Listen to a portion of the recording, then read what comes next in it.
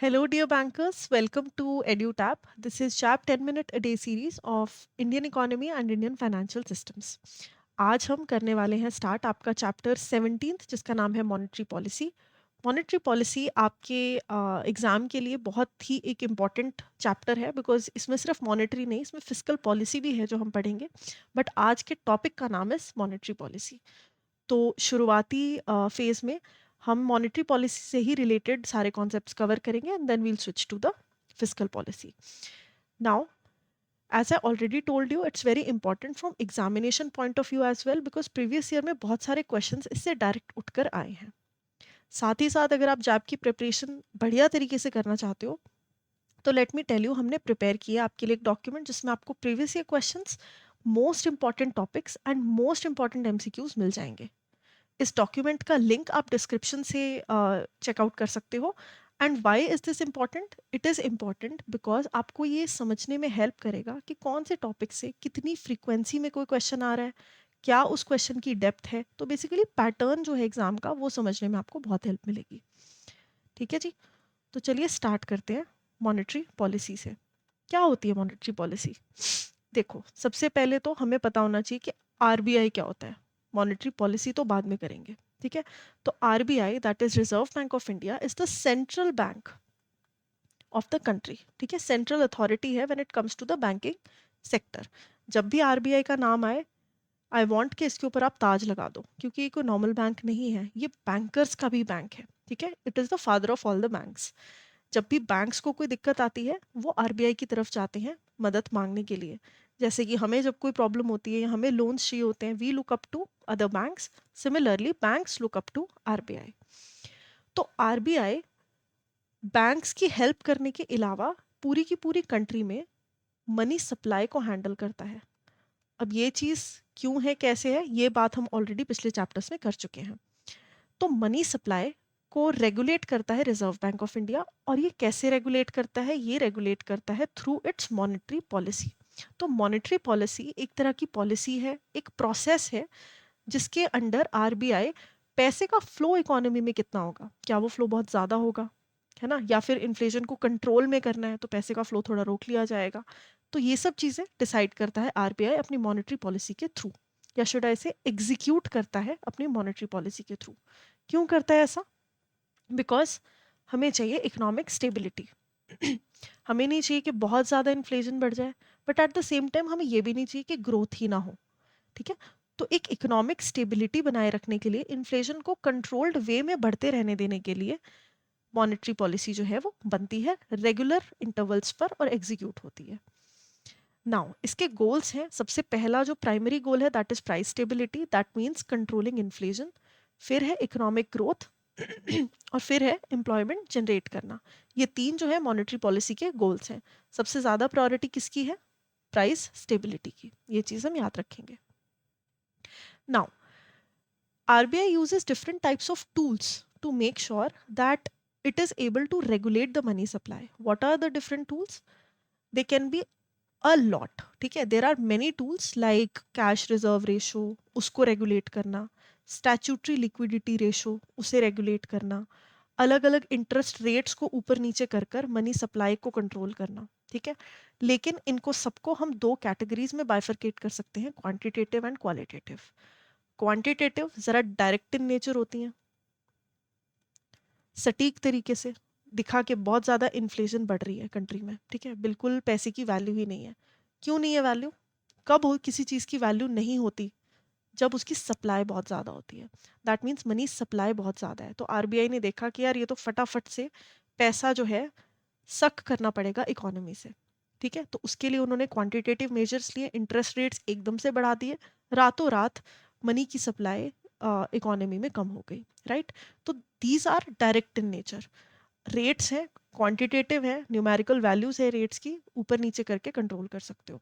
Qualitative ज़रा से indirect in nature होते हैं कि कोई तकलीफ आई इकोनॉमी में, बैंक्स को बिठा के प्यार से बता दिया कि नहीं यार ऐसे नहीं, ऐसे करो, अपनी पॉलिसीज ऐसे चलाओ, है ना, या अपने जो कैलकुलेशन के तरीके हैं उनको थोड़ा इस तरफ मोल्ड करो।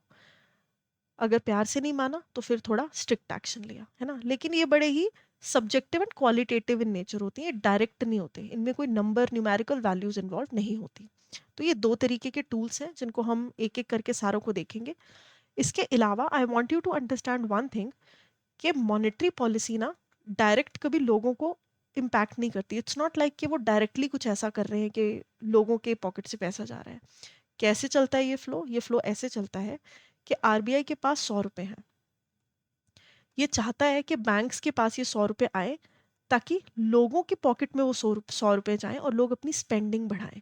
ठीक है, तो क्या करेगा आरबीआई, जो रेट्स हैं, लेट्स से रेपो रेट्स, उसमें नहीं जाएंगे, सिंपल अभी समझते हैं कि जिस रेट पर आरबीआई बैंक्स को लोन देता है, समझना इस बात को, जिस रेट पर आरबीआई बैंक्स को लोन देता है वो उन रेट्स को कम कर देगा। ठीक है, तो 100 रुपए अगर पहले 10% पे दे रहा था, तो अब वो इसको 5% पे दे देगा। इससे क्या होगा, बैंक खुशी खुशी 100 रुपए लेंगे, बिल्कुल नहीं रुकेंगे, 100 के हो सकता है 200 रुपए ले ले। ठीक है, क्योंकि सिर्फ 5% इंटरेस्ट है। अब क्या होगा, बैंक्स अपनी पॉकेट में तो रखेंगे नहीं वो पैसे अब लोगों को लोन देने में लगाएंगे। अल्टीमेटली जो लोन लोगों के पास जा रहा है, in terms of personal loan, car loan, corporate loans, commercial loans, what, वो लोगों के पास जाएगा। लोगों के पास पैसे की अवेलेबिलिटी ज़्यादा होगी, वो खर्चा ज़्यादा करेंगे, उनके एक्सपेंसेस बढ़ेंगे। ठीक है, इन्वेस्टमेंट्स बढ़ेंगी, और इस तरह इकोनॉमी में पैसा घूमना स्टार्ट हो जाएगा, इकोनॉमी को एक बूस्ट मिल जाएगा। इसी का उल्टा करेंगे तो पैसा सक इन कर लेंगे। अगर रेट्स आरबीआई ने बढ़ा दिए, बैंक्स फर्दर लोगों को लोन नहीं दे पाएगा और पैसा जो है वो सक आउट हो जाएगा इकोनॉमी से। इन्हीं तरीकों को बोलते हैं एक्सपेंशनरी एंड कॉन्ट्रैक्शनरी पॉलिसीज। जब ज़्यादा पैसा इंड्यूस करना है इकोनॉमी में, उसे कहेंगे एक्सपेंशनरी, क्योंकि आप ग्रो करवा रहे हो। जब पैसा सक आउट करना है इकोनॉमी से, उसे कहेंगे कॉन्ट्रैक्शनरी।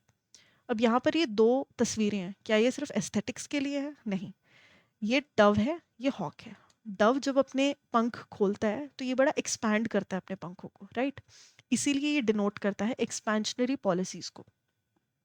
सिमिलरली हॉक जो है, बड़ी बड़ी बढ़िया नज़र होती है उसकी, और वो बहुत दूर से देखकर अपना टारगेट देख लेता है और सबको, अपने सारे टारगेट्स को खा लेता है। ठीक है, या शुड आई से उनका शिकार कर लेता है, तो टारगेट्स बचते ही नहीं है। तो उसी तरीके से आपने याद रखना है कि एक्सपैंड करते हैं तो उन्हें डविश भी बोला जाता है। ये आपके एग्जामिनेशन का क्वेश्चन है, उनको डविश भी बोला जाता है। और हॉकिश किसको बोला जाता है? जब कॉन्ट्रैक्शनरी पॉलिसीज होती हैं। और ये कुछ फीचर्स हैं इन पॉलिसीज के। रेट्स को रिड्यूस करना, ऑब्वियस सी बात है, जब आप रेट्स रिड्यूस करोगे तो क्या होगा, फ्लो और ज़्यादा बढ़ेगा पैसे का। मनी सप्लाई इंक्रीज होगी, स्पेंडिंग लोगों की एनकरेज होगी, और आरबीआई का जो ग्रोथ का मोटिव है वो अचीव हो जाएगा। ठीक है, या शुड आई से कि डविश पॉलिसीज तब आरबीआई एग्जीक्यूट करती है जब उन्हें ग्रो करना होता है। Hawkish on the other hand कब करती है? जब उनको इन्फ्लेशन को कंट्रोल करना होता है। इसमें रेट्स बढ़ा दिए जाएंगे, मनी सप्लाई जो है वो डिक्रीज हो जाएगी, एंड स्पेंडिंग जो है वो रिड्यूस हो जाएगी। तो आई होप आपको मॉनेटरी पॉलिसी का पूरा एक एम्बिट बहुत अच्छे से समझ में आया। फटाफट से क्वेश्चन प्रैक्टिस करते हैं। What does a hawkish monetary policy typically aim to do? It increases the money supply and boost the economy. ऐसा तो बिल्कुल नहीं है, बिकॉज हॉक क्या करता है, हॉक की बड़ी तीखी नज़र होती है, उसको जहाँ पे शिकार दिखता है वो उसे मार डालता है। ठीक है, तो आप ये कह सकते हो जो बेचारे उसके शिकार हैं उनकी संख्या कम हो जाती है। उसी प्रकार से आरबीआई की हॉकिश मॉनेटरी पॉलिसी की वजह से मनी सप्लाई कम हो जाती है। ठीक है, वो शिकार कर लेता है मनी का। इस तरह से आप याद रख सकते हो इसे।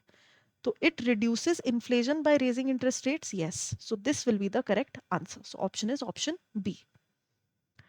Now, if you're targeting JAB, let me tell you we have a master course for you जिसमें कि हम IE, IFS, PPB, AFM and RBWM चारों components को बहुत बढ़िया तरीके से कवर करेंगे, जिसमें कॉन्सेप्ट क्लासेस रहेंगी, 15 to 20 मिनट्स की वीडियोस आपको इंडिविजुअली मिलेंगी रिकॉर्डेड क्लास की, जो आप चलते फिरते ब्रेक में कभी भी देख सकते हो बहुत आराम से at your own convenience. Exam से पहले लाइव क्लासेस रहेंगी, जिसमें कि ये सारा का सारा सिलेबस जो आपने कॉन्सेप्ट क्लासेस में कवर किया होगा वो रिवीजन होगा, डाउट सेशंस होंगे, लाइव क्लासेस होंगी, शॉर्ट नोट्स प्रोवाइड आपको किए जाएंगे एंड टेस्ट सीरीज दी जाएंगी। JAB 75 is the code that you can use for the same. In case you have any more queries, you can reach out to us on the given information. And that is all for today's session. Thank you and have a very nice day.